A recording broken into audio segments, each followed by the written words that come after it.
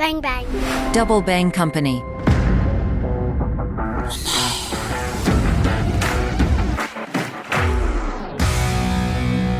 Salut les internautes, mon œil se penche sur le monde de Ali Moutayeb. Ali Moutayeb est formateur, éditeur et expert en intelligence stratégique. Il est directeur de l'école de guerre économique au Maroc et dirigeant du cabinet d'intelligence stratégique Hyperborée Advisors. Dans cet épisode, on s'intéresse à la guerre de l'information et à la diplomatie économique. Je suis Islaine Mathieu, vous écoutez Mon œil. Bonjour Ali. Bonjour Islaine. Bienvenue dans Mon œil, comment ça va ? Très bien. On va parler de guerre de l'information pour commencer. Alors, la guerre de l'information, rappelons-le, c'est un processus de résolution des conflits par l'information. Comment tirer son épingle du jeu dans le champ de l'information ? Écoutez, la guerre de l'information est un sujet qui prend de plus en plus d'importance et d'ampleur pour tous les milieux, qui est issu d'abord dans le milieu politique, diplomatique, mais qui s'étend justement au champ de l'entreprise avec le développement aussi de la question au niveau sociétal, au niveau notamment des fondations ONG, des rapports de force qui existent entre ces acteurs. Pour ça, je citerai un des meilleurs spécialistes sur la question, Christian Arbulot, qui justement inclut la guerre de l'information comme étant l'élément essentiel aujourd'hui dans l'environnement de guerre économique dans lequel se structurent en fait ces rapports de force pour les entreprises et l'ensemble de ces acteurs. La guerre de l'information, c'est justement la manipulation, le contrôle de l'information pour affaiblir un adversaire. Voilà, tout simplement. C'est de pouvoir renforcer ses propres intérêts pour affaiblir un adversaire. Et donc il est aujourd'hui surtout essentiel, sous un angle défensif, de pouvoir identifier ces rapports de force ou ces tentatives de déstabilisation informationnelle qui touchent de plus en plus les entreprises. Je parle des actions de boycott qu'on a connues, des déstabilisations, des rumeurs, des fake news,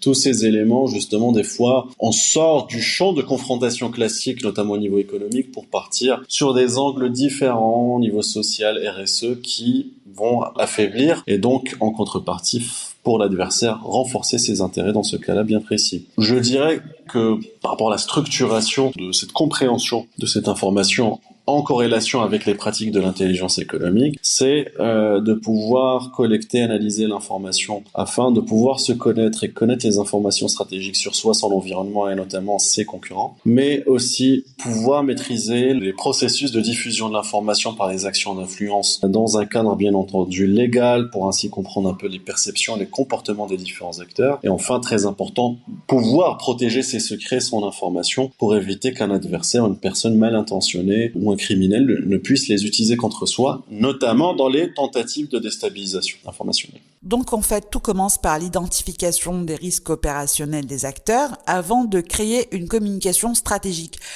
La question que je me pose, c'est comment nourrir et entretenir en permanence la communication dans un espace de conflictualité au développement exponentiel. C'est une bonne question. Tout d'abord, c'est rappelé effectivement, je fais un rappel effectivement de la structure. Il faut pouvoir comprendre déjà son identité, son environnement. Je parle, si on est une personne physique, une entreprise principalement évoluant dans ce contexte-là, c'est de pouvoir, dans la construction de sa communication, ne pas partir sur une démarche de marketing classique, mais aller au-delà, de voir tout l'espace qui nous entoure, et l'espace conflictuel sur différents échiquiers tout d'abord, les échiquiers classiques tels qu'enseignait le GE, le politique, économique et sociétal, mais de pouvoir identifier effectivement ses forces, faiblesses, voir quels sont les acteurs de manière précise qui gravitent dans ce contexte-là et pouvoir construire et nourrir ma communication par l'information clé que je vais pouvoir recueillir, analyser, mais bien entendu protéger. Donc construire sa communication en permanence dans cet espace de conflictualité vise tout d'abord à comprendre, à bien analyser, faire une autocritique de son environnement et puis bien mettre en place ces dispositifs de veille, de collecte d'informations et d'analyse afin de bien construire justement en conséquence des stratégies de défense ou d'attaque ou de contre-attaque, de contre-influence si c'est le cas.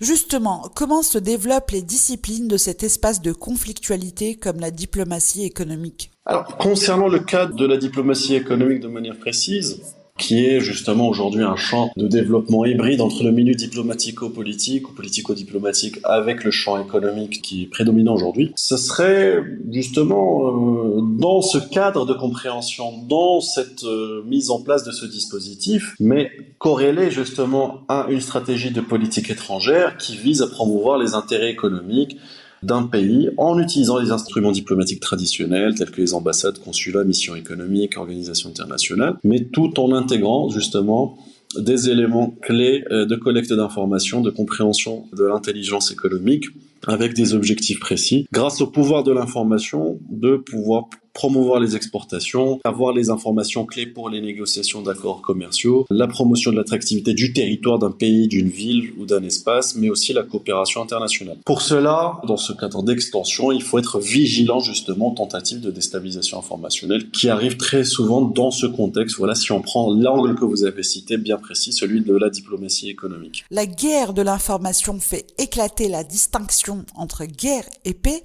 Il n'y a pas de règles préétablies dans la guerre de l'information. Il faut s'armer de quoi ? De quoi il faut s'armer, justement, par rapport à la guerre de l'information? Il faut s'armer de beaucoup de sagesse. La distinction peut être très particulière. De toute manière, on vit dans ce contexte de guerre économique qu'on a cité, en tout cas dans un contexte post-guerre froide qui s'est développé, qui s'est accéléré récemment, dans un contexte géopolitique très bouillant et puis dans un contexte surtout de mondialisation, il n'y a pas de toute manière de règles ou de standards préétablis. Par rapport, on a vu des cadres d'entreprises se développer puis se cracher parce qu'elles n'ont pas su anticiper la bonne innovation, parce qu'un concurrent a été beaucoup plus fort. On est dans un contexte presque darwinien, dans ce cas bien précis, où l'information est au cœur de sujet. Celui qui détient l'information a justement ce pouvoir de compétitivité. Et donc, lorsqu'on rentre dans ces situations de confrontation de rapports de force par rapport à cette guerre de l'information-là, il faut connaître ses armes, connaître ses moyens, ses budgets et jouer avec justement les leviers dont on dispose. Et pour cela, connaître ses forces, faiblesses, son environnement, les acteurs qui gravitent, qui sont ses concurrents, ses adversaires, quels sont d'abord mes objectifs définis au plus haut niveau, c'est-à-dire au niveau politique ou stratégique, c'est de pouvoir, dans cet ensemble-là, on va dire dans cet ensemble systémique, bien choisir sa stratégie et utiliser les bons leviers qu'on a cités tout à l'heure pour pouvoir faire face, voilà, à ces rapports de force ou cette guerre de l'information si jamais on y est confronté. Avec Midjourney et d'autres programmes d'intelligence artificielle, on voit apparaître sur les réseaux sociaux beaucoup de photos de personnalités ou des photos qui sont annoncées comme étant des photos d'actualité et qui sont des purs produits de l'intelligence artificielle. Bref, on va vers un futur où on sera confronté à ce genre de photos ou vidéos au quotidien. Ça va être de plus en plus compliqué de savoir ce qu'est une vraie info. Est-ce qu'on doit avoir peur de ces outils ? Si on a peur de ces outils, on est déjà abandonné. On est déjà justement défaitiste, je dirais, par rapport à un certain nombre de choses.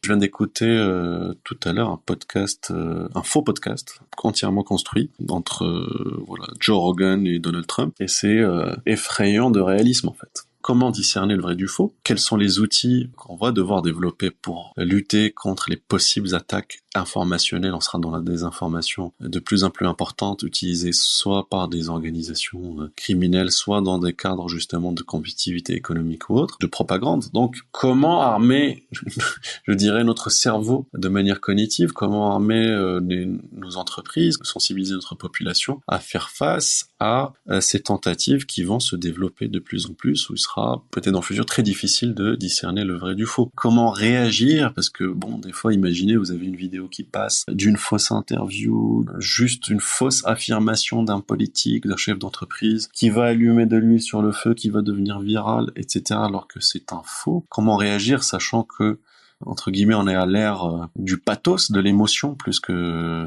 du logos et de la réaction justement de manière rationnelle. Donc, comment empêcher, même en démentant une information, ça sera peut-être déjà trop tard. Donc, il y a tous ces éléments qui doivent maintenant être pris en compte dans les politiques d'intelligence stratégique, dans les politiques d'intelligence économique, que ce soit en termes de politique publique, mais aussi en termes de stratégie d'entreprise, pour faire face à cette rupture technologique qui est de plus en plus rapide et qui aura forcément des dégâts, des avantages, beaucoup certes, mais aussi qui créera des risques très importants. Merci Ali Moutayeb. Merci à toi Rizlan, merci pour l'invitation. Merci à toutes et à tous de nous avoir suivis. Si vous avez aimé ce podcast, n'oubliez pas de le liker et de le partager. À bientôt. Ciao, ciao.